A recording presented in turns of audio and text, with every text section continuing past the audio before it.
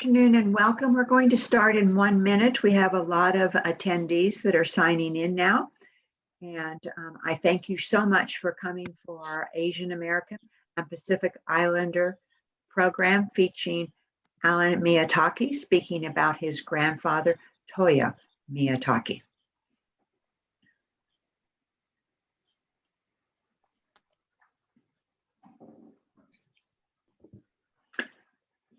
So welcome. We'll go ahead and start the program now. Pasadena Public Library is celebrating Asian American and Pacific Islander Heritage Month by recognizing the contributions and influence of Asian Americans and Pacific Islanders to the history, culture, and achievements of the United States with a series of virtual programs, events, and activities for all ages. At this time, it's more important than ever to celebrate all of these accomplishments by Asian Americans and Pacific Islanders.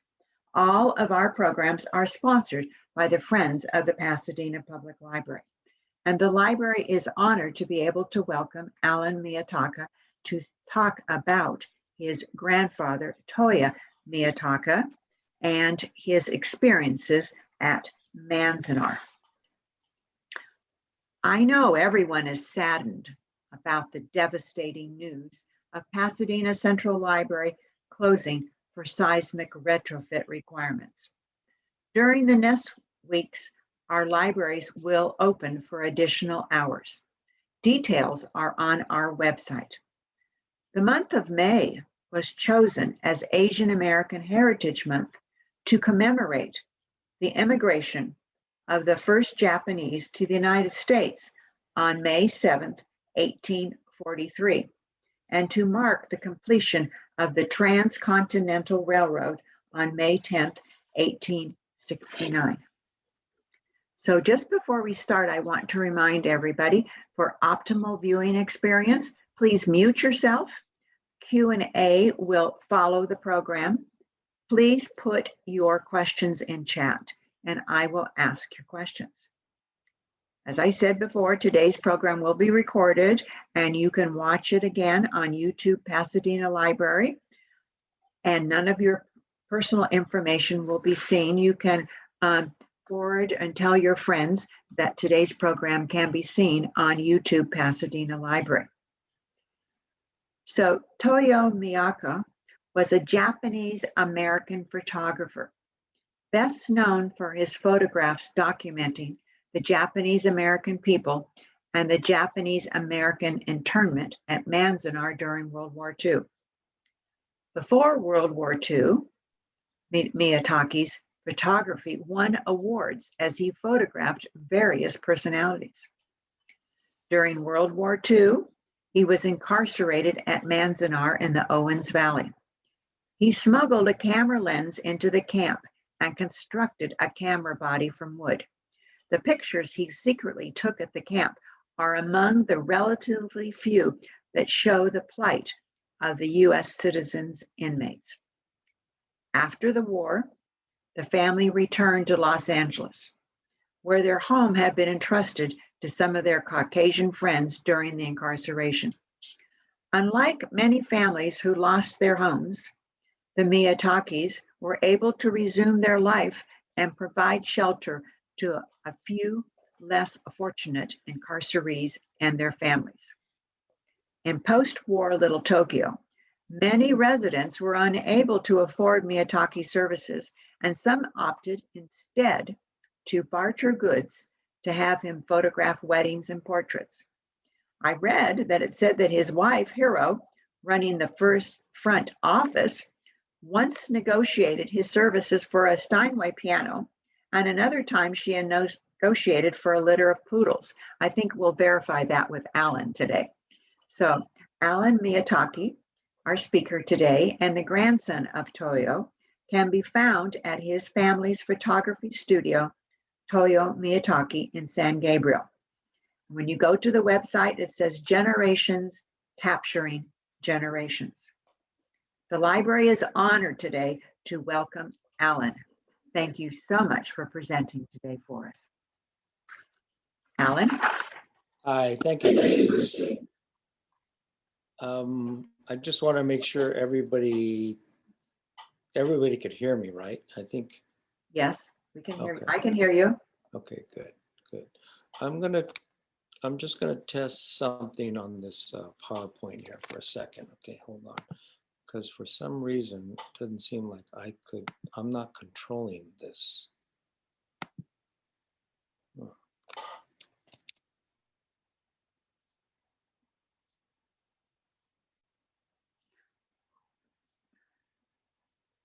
You have the arrows on the bottom of your screen.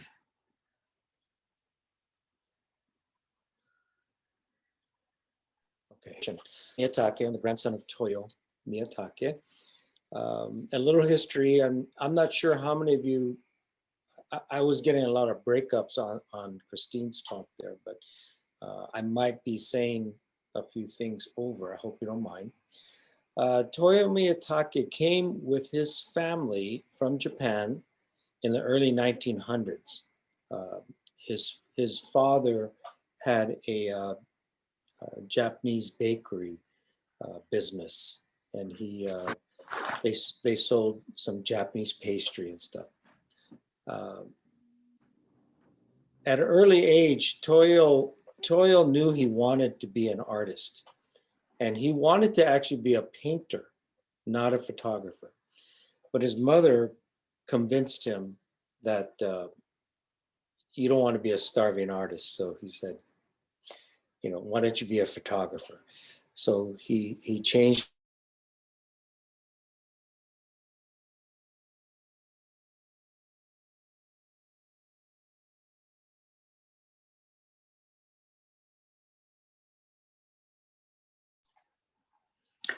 to be. So there, as his business was developing, he was picking up clients here and there for his commercial work. His love was really kind of an artistic photography, but I think with the combination of having a commercial studio to make a living, he was able to still do his art photography. So as the business grew, and they, like all the other businesses in the early 1930s, they all kind of went through the Depression years, but the family was able to keep the business going.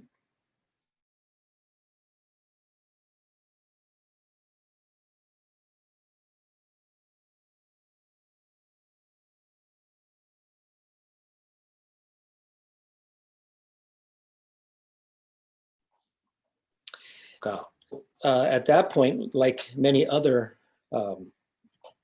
Japanese American families, with the instruction from the American government in February of 1942, all Japanese were instructed that they had to go to concentration camps around the country, and they were all located in neutral zones. So the Miyatake family they had to pack up. They could only bring in what they could carry.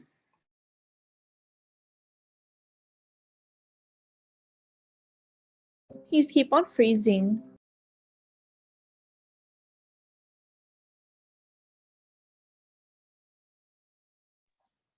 Alan, you keep on freezing. Building. I'm freezing? Yes, you keep on freezing. Okay.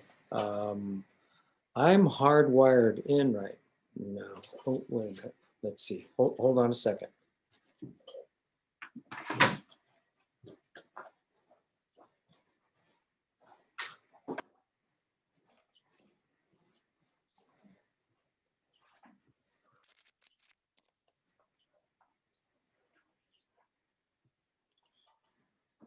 All right. So I'm hardwired in better now. So let's see if that helps. Okay. Would you like me to start over or? Sure, that would be fine. Okay. Okay, so going back, Toyo Miyatake came to the United States from Japan in the early 1900s with his family. I believe he was only about 14 years old. and he had aspirations to be an artist. So his mother had talked him into being a photographer instead of a painting artist.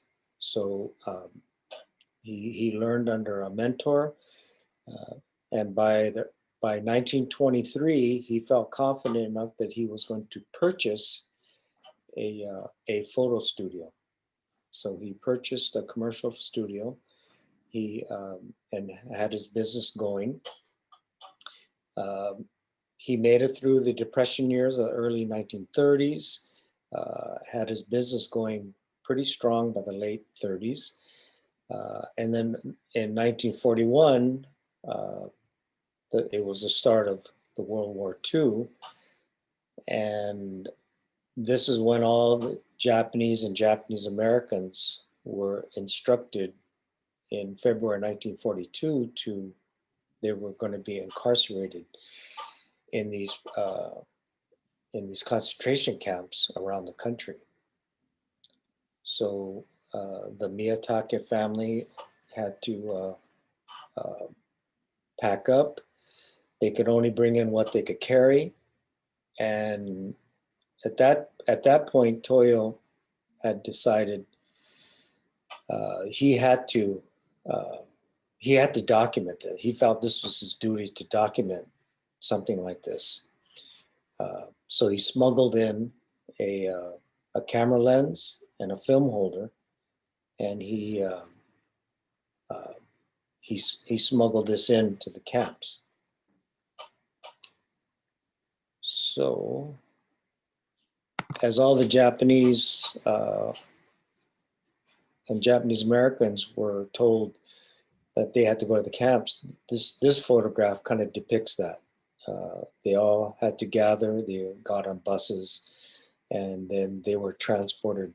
The Miyatake family, along with many others, all went to Manzanar, California.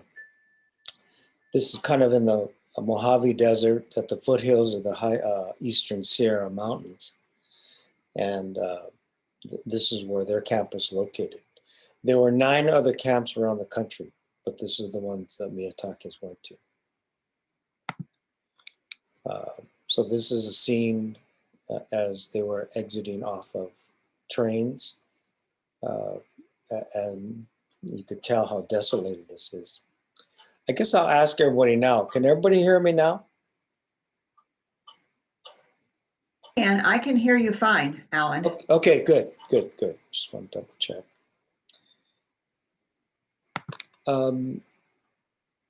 So this is how it was going to be for the next, I don't know, I'm sure nobody really knew how long this is going to last. So this is how they were going to be living. And obviously it's pretty desolate there. They were all living in army barracks. Let's see if I have that. They were all going to be, prisoners, and they were going to be guarded. They were all surrounded by barbed wire, and they had, they had security. This was their security. They had armed guards watching them.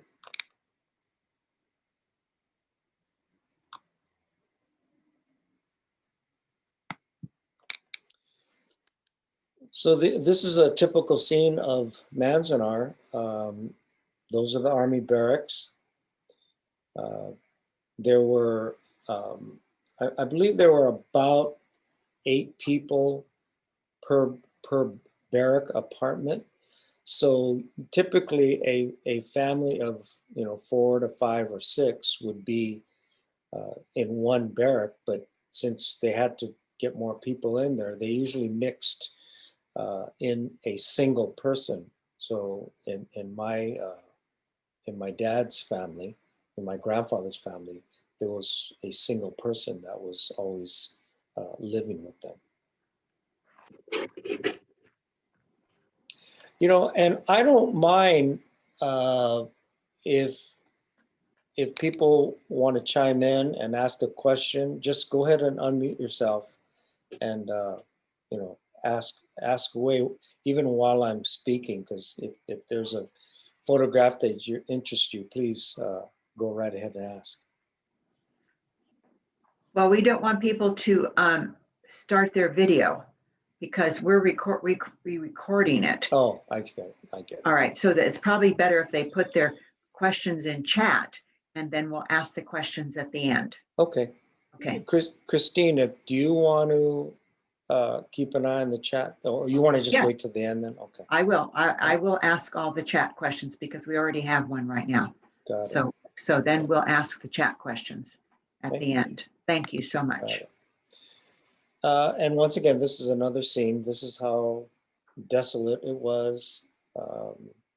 Everybody pretty much lived in the same type of barrack. The weather was very harsh.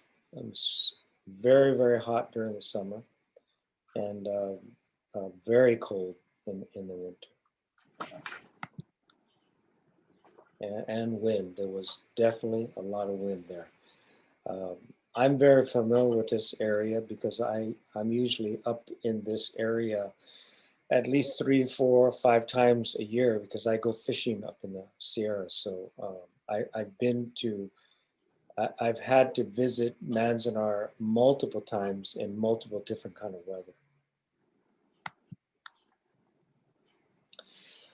This photograph is kind of interesting because all the internees, there were a certain group of them that were actually selected to help build their own housing.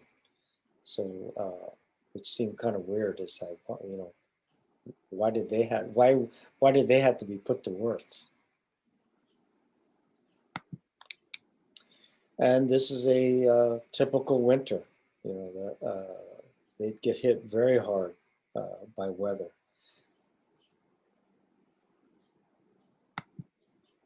And this was the toilet facilities. Obviously not very private. The shower facility is located in the same building, and it was very similar to some of you have taken gym class in high school. You know, just a lot of shower stalls, shower, you know, nozzles with no privacy. My mother's family was also in Manzanar. And my mother would tell me stories that her and her best friend would go shower together just so one of them could hold up a towel in order to give the other one privacy. So that was the type of living condition they were in. But life went on. You know, the Japanese and Japanese Americans all, you know, continued with their family life. You know, they tried to make the best of their situation. So they kept going. They had children. Many, you know, there were many children that were born in Manzanar. They got married. And they continued, and my grandfather did continue to document all this. I'm going to back up a little bit here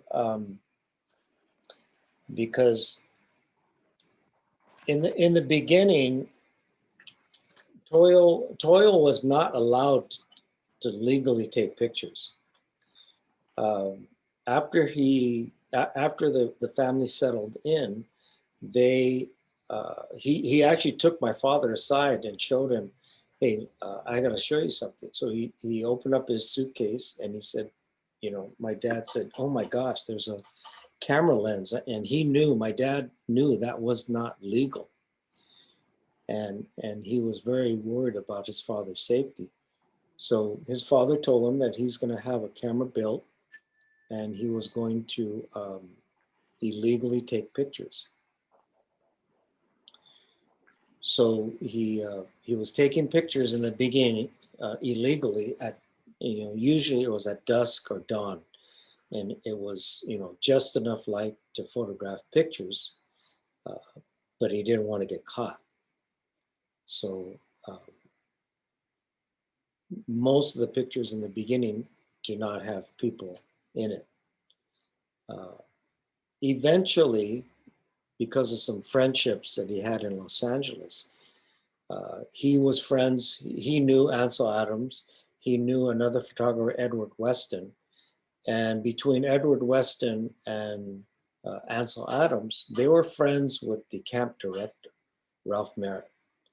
And through some letter writing that Edward Weston would ask the camp director, I have a friend there. I want to make sure he's okay. And he, through this nepotism, my family believed this is why Toyo actually became the official photographer. So in the beginning, when he was taking pictures legally, he was not allowed to actually snap the shutter. They had to have a non-Japanese, and usually it would be like a camp staff wife or worker that would be snapping the shutter. And it wasn't until, that whole concept got old that finally the camp directors allowed Toyo to take pictures. So when he was legally taking pictures, that's why there's pictures like this documenting camp life, because now he was free to shoot pretty freely. So as much as people were being born there, people were getting married there, unfortunately, there were also people passing away there. So this is seen at a memorial that's still erect, that's still there at Manzanar. And this is where they would have memorial services for the people who passed away.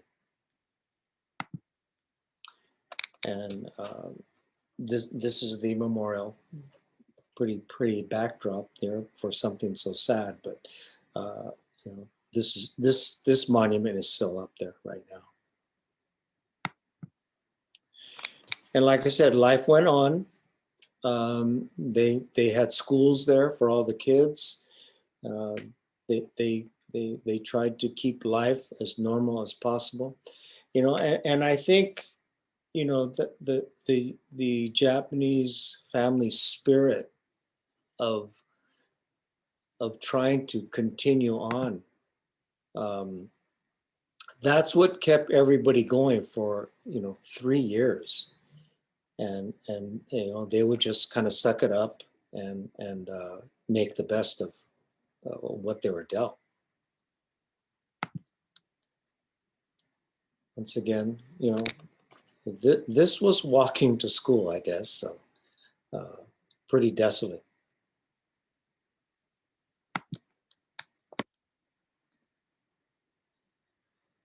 And this is a typical classroom scene.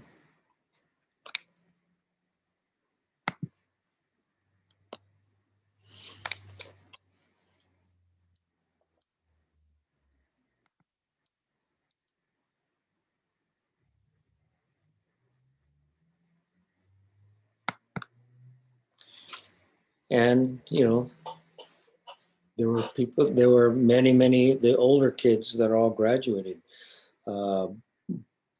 Both my mother and father both graduated from Manzanar High School.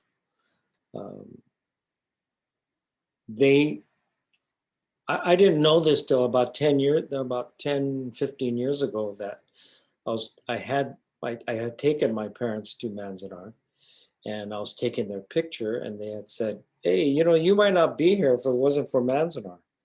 And I said, "Why? What are you talking about?" She says, "This is where we met." So, there were some good points, good highlights to Manzanar. This is Christmas time. They all celebrated Christmas. They wanted to try to keep it as normal as possible for all the children. And they also kept up their culture. And I think this was very, very important to put to all the families to, in order to, as much as their normal lives were all taken away, they tried to continue all their culture, their Japanese dancing with the kimonos, and also with their musical instruments. And they still liked a lot of the American pastime sports, and they continued this throughout camp. They played baseball, basketball, football, all the things that they were doing before they were taken away. Agricultural-wise, there were a lot of gardeners and farmers that wanted to continue. So after a while, they missed fresh vegetables. So what did they do? They just grew it themselves.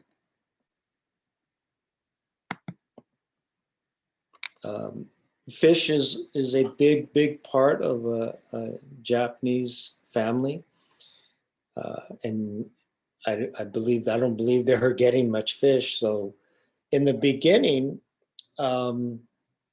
they were actually sneaking out of camp at night.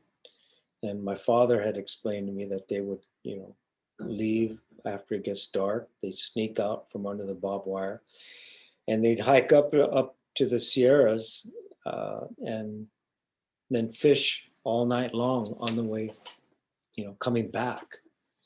And then they'd sneak back in just so they could have, their fresh fish.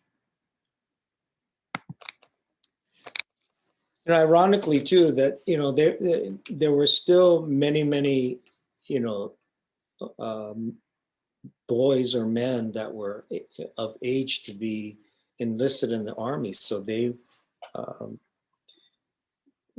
some of you might have heard of it, about the 442nd Regiment, the highly decorated Japanese American regiment that served during, World War II.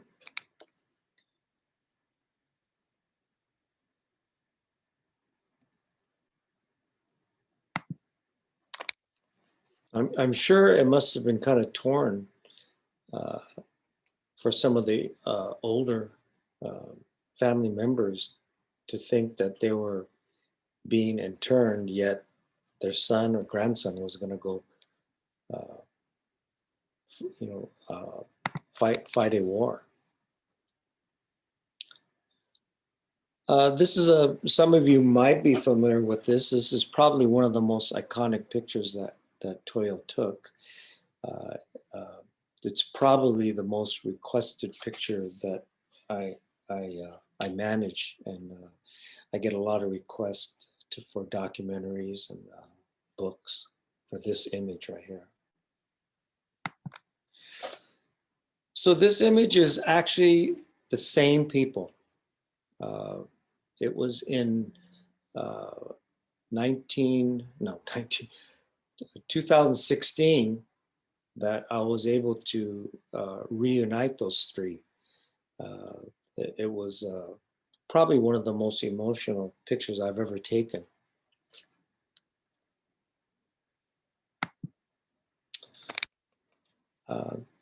This photograph, obviously a pose photograph, but it was actually the featured photograph in the Manzanar yearbook.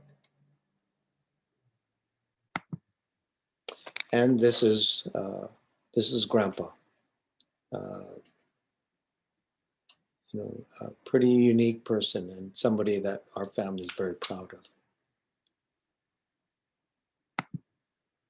And that's it. Let me try to unshare this. Stop here. Oh, okay, there we go. Okay, so thank you for having me. I hope some people have some questions that you're curious about. Yes, we have some questions. So the first one, someone wants to know, how did the children get their bikes? Were they delivered to Manzanar, or because they didn't bring them with them? That's correct, right. all the everything that everybody got. I would always drill my parents about this. Like, how did you get this? And everything was ordered. Just think, the Amazon back then was a Sears catalog, and everything was all mail ordered, and everything was ordered out of a catalog. Everybody I know that said, yes, yes, that was like our Bible. That was their Amazon back then. So how did they earn their money to pay for those goods? Did they bring money with them, or did they earn money there, or were they given an allotment? Right. I believe they were given an allotment, plus there was a co-op there that you could either work and purchase things. So they all had money. Okay, so all of the photographs that you've shown us today were taken by your grandfather, That's correct. right? And did he have a darkroom there to develop his photographs, or did his friend that helped him get the film take the film, or someone brought him the film, you said, and then after he took the pictures, he gave the film back to someone and they developed them, or did he make a darkroom Okay. there? So I'll start with on how he got film. Toyo had a client in Los Angeles before the war, and it was a California hardware. It was a wholesale hardware company, and he would be taking all their product shots. So one day, this owner said, "Hey Toyo, I'm thinking of doing all this in house. Would you help me set this up?" And initially when I heard this, I thought, why would Grandpa help somebody out and take away work? But my grandfather was a very giving person. He says, "Sure, let me help you."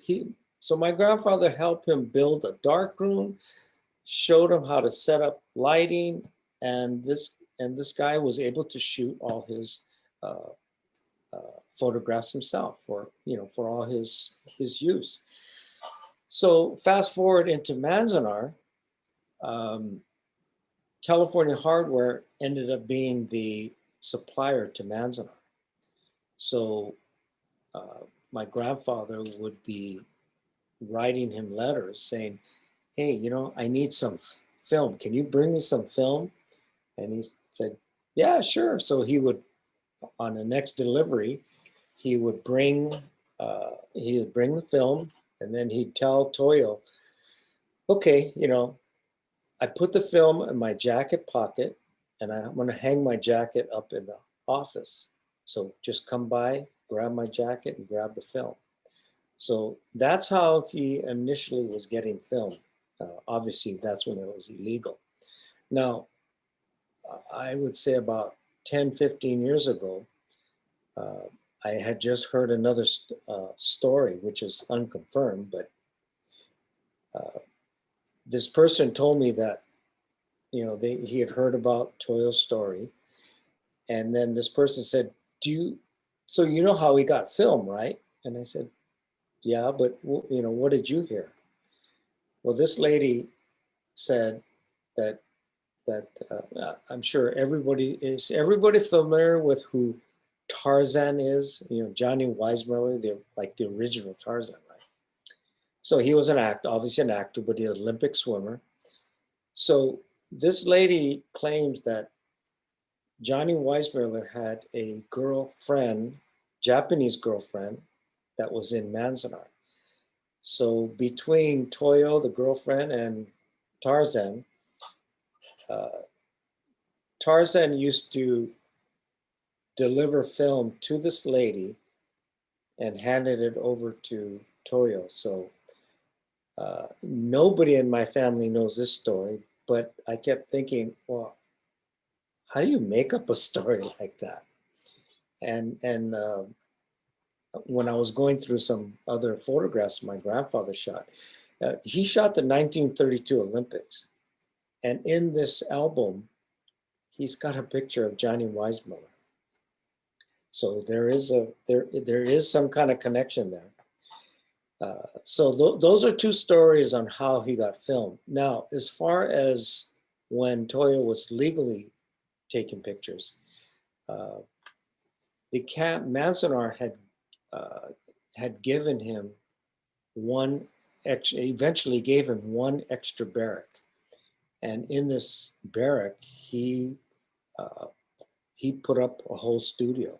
So he had all his equipment set, darkroom equipment. So he was able to run a full studio um, with a barrack that he was given.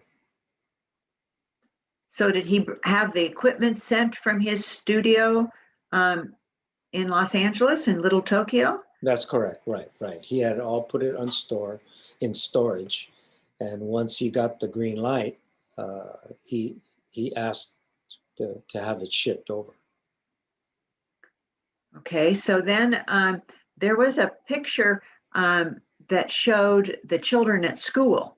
And in the picture, in addition to the Japanese children, was a blonde haired, or looked like a Caucasian little girl. So those were children of the personnel that ran the camp? Yes, that's what I believe too. That some of the people, the staff that had families, obviously didn't want their children to miss school, so they attended school. Okay, so let's talk about the wedding cake and flowers. How did they get the wedding cake? Well, good question. I've never been asked that, and I would assume that they must have had access to the camp kitchens. Okay, so they had somebody that was a baker and made a beautiful cake, and then you showed us all those flowers. So they would have ordered the seeds from the Sears catalog as well, and Right. grew the flowers. I'm sure that's how they got all the seeds. But the interesting point, though, about some of the flowers that were used for either weddings or funerals, I was told that some of those, probably in the very beginning, were all artificial flowers that were made by internees. And then I had heard stories too about wedding dresses. Somebody made the wedding dresses, and there was a story that I had heard that there was one wedding dress that was probably worn, over a dozen times by different people. Oh, well, that's nice. So they can all have all those wonderful memories. So you fish now in the Sierras up there near Manzanar? Is that where you go to fish?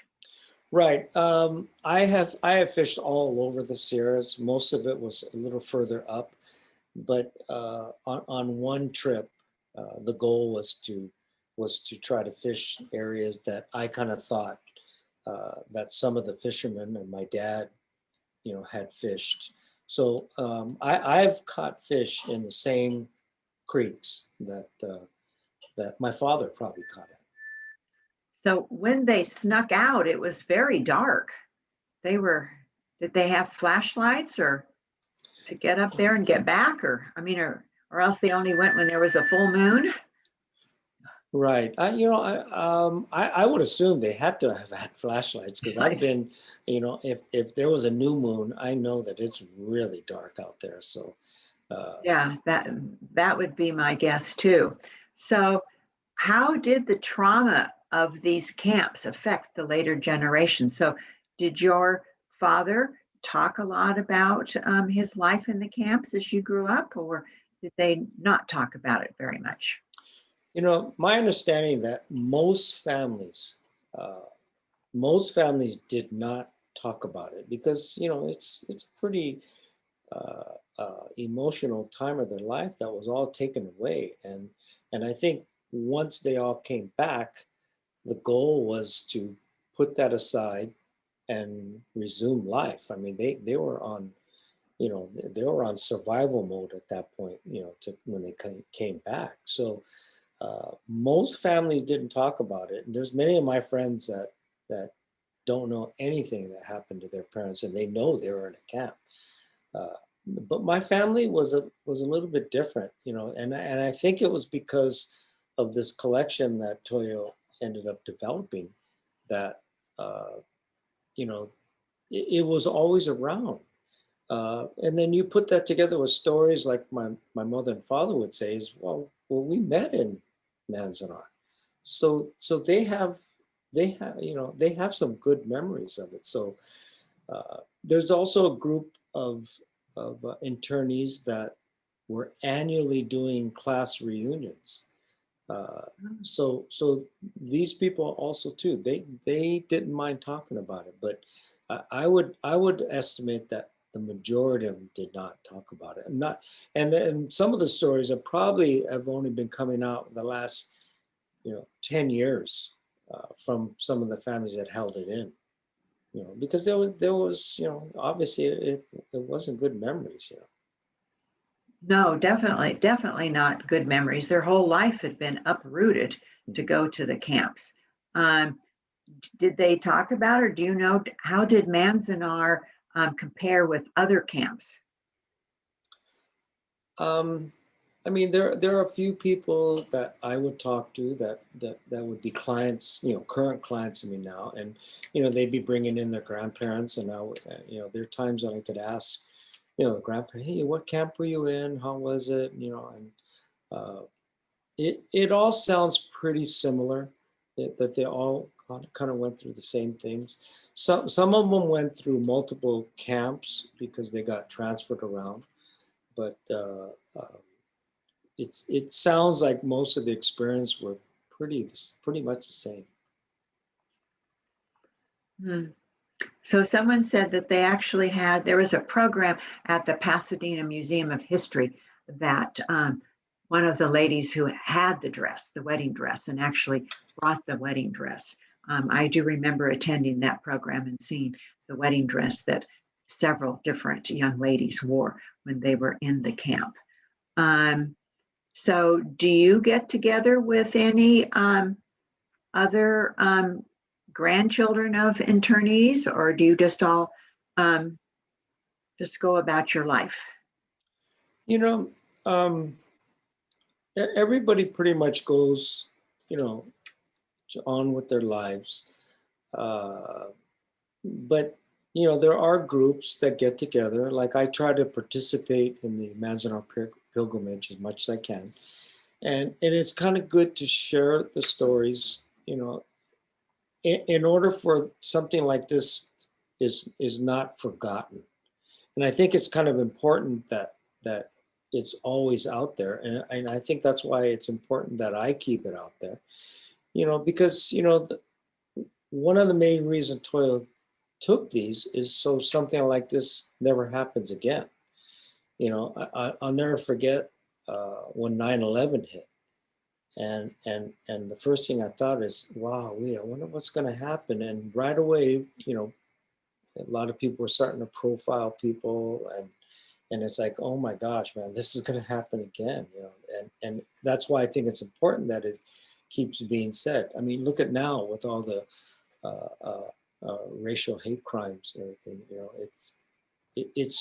This topic is still important, and it needs to be always out there.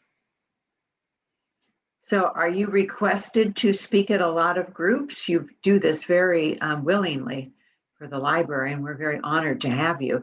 I'm sure you get requests from lots of groups. Yes, and there's people that are doing documentaries and books, and they like they want to make the stories as true as possible. So I get asked a lot. So all the pictures you showed us today, are there additional pictures, or are those really pretty much the pictures that you have? No, in that part of the collection, there's probably about 1,000 pictures. And just recently, like 10, 15 years ago, I just discovered that there is a Manzanar studio portrait file. So these are pretty much just like the files that I keep here. They're family pictures, wedding pictures, funeral pictures.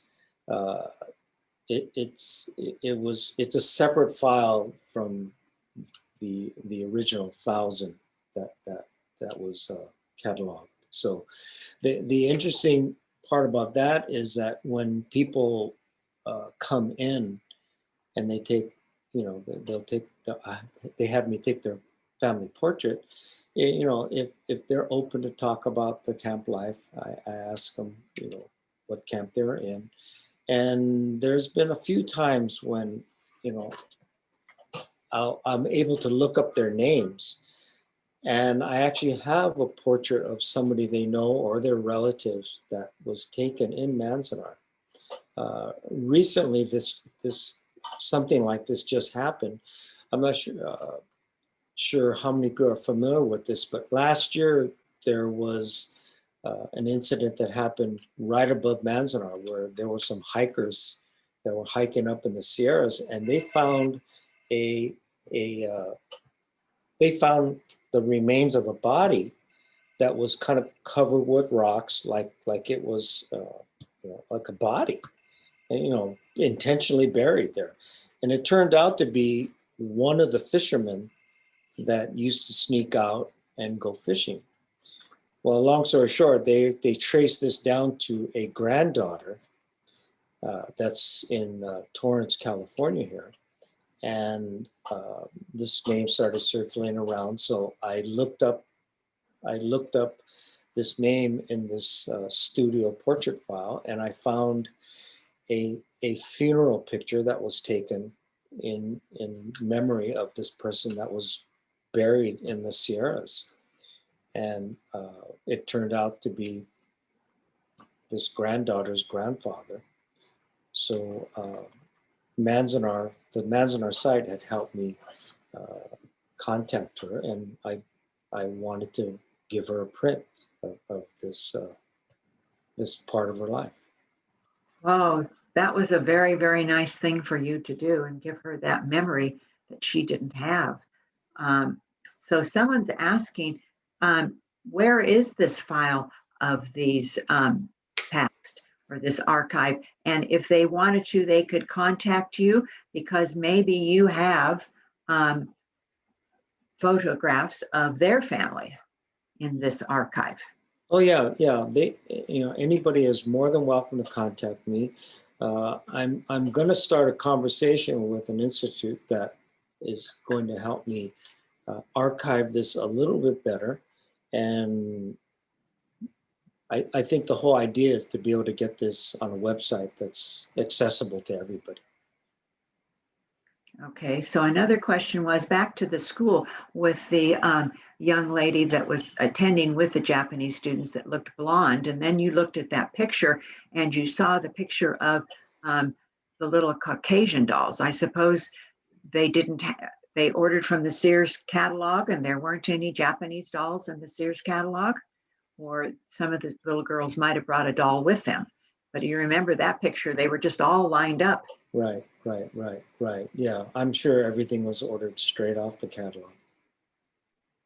Okay, so that's quite amazing because now the Sears catalog is not in existence, really. So you think about that, and as you said, it is kind of the Amazon of that time. That's correct. So, well, this has been just a fascinating program, and I thank you very much. Are there any other questions that anyone wants to put in chat? I'm sure people will think of them afterwards. The teachers in the classes looked like that they were Japanese.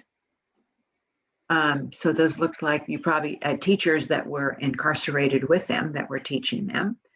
I would imagine it was a mixture of both. Right. So how did they actually leave? Did they, when they said that no longer they were incarcerated, did they get back on the trains and they took them back out? Did they take them as whole big groups or just one big train, or do you know anything about that? I know that the government did participate in getting everybody back to wherever they wanted to go. I'm not sure exactly how they all went, but yeah. They took them back. Well, but everybody that was at Manzanar probably came from the Los Angeles area, perhaps. Is that that I'm not sure. It could have been anywhere in California. Oh, okay. So you just were assigned to where you were going. So the last question that we have is that, are any of Toyo's photographs in museum collections, or do you actually hold the rights to all of them? I pretty much hold all the rights to all of Toyo's pictures. There are about 3 museums that have purchased original vintage prints. Uh-huh. So what are those? Are those museums around the United States? Or are they in California? Or There was one, the Whitney Museum in New York. They purchased one, and there's another one in Boston that I'm actually in conversation with. Yeah, there are a few out there, but not as an exhibit. oh, just to have in their collections. Right. Well, thank you very, very much for presenting today. It's a wonderful program, very heart-wrenching to learn about this, and it's excellent that you're keeping the history going about Toyo. And I thank you very much, and I think it's really uplifting the fact that someone can contact you and to see whether or not they can find a picture of one of their family members, their grandparents, or possibly their parents in your archive. So thank you very much, Alan, for taking your time to participate with us as part of Asian American and Pacific Islander Month at the Pasadena Public Library. Thank you very much. Appreciate it. Thank you. And thank you all for attending today. Remember, you can see this program again on Pasadena Library's YouTube. So thank you very much. We look forward to having you attend our other programs that are listed on our webpage. Good afternoon.